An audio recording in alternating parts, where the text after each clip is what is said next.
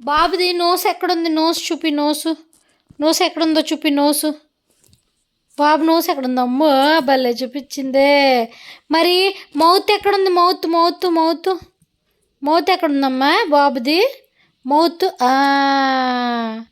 మరి ఈ ఐస్ ఎక్కడున్నాయి? ఐస్. అమ్మో. మరి ఇయర్స్ ఎక్కడున్నాయి?